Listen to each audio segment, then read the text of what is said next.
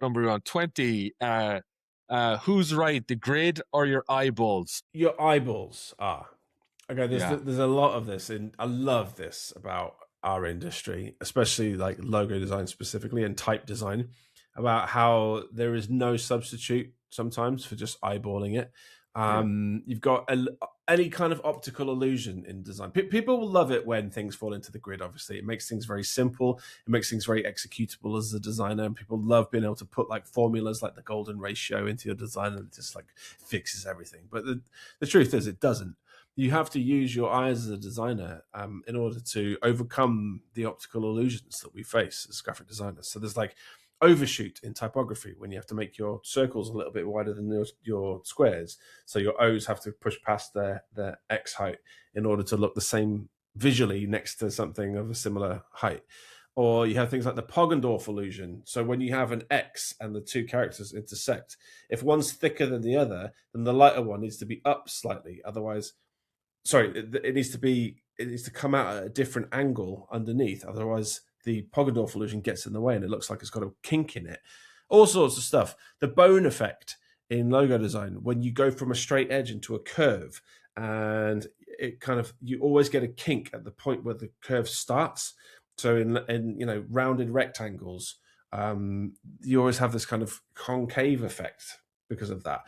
And there's no way to fix it other than just to use your eye to kind of force it into submission and to balance it. And it's annoying because you want to be like, I want to be doing this by the book and I want the maths to work. But at the end of the day, what you do is going to be subjective, and that kind of can be a little bit crucifying for people, thinking like, I've followed all the rules.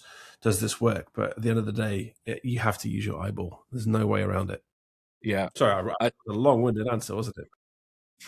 Yeah, I don't think you've. I think you missed the sort of quick fire element of this feature.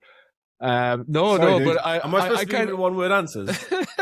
No, it's fine. I just let it. There's no definitive end to this kind of thing. I just think it's right. Once we kind of get a little bit exhausted. But I knew as soon as I asked that, I thought there's a whole chapter from like one of your talks coming.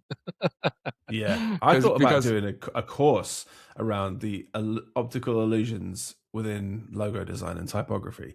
It's so interesting to me. There's so many optical illusions that we designers face. I thought that let's do a course about how to master them all and to beat them into submission so that we can make balanced and beautiful logos.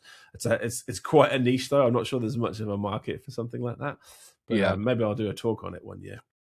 Yeah, no, absolutely, and it's one of those things that if you start pointing out things like the eyeball, I'm with you. The eyeball is king. The grid is obviously important, but ultimately it's like it's everybody uses their eyeballs, so that's ultimately the king. And I think it's one of those things when you start one of those annoying designer husband things where I start pointing out to my wife about, well, actually, if you look at the Google logo, the portions of the colors aren't all distributed the same. If you measure them out, they're all different portions. And it's not because don't they? The wives been mansplained too. Yeah. Well, actually, yeah. Design-splained.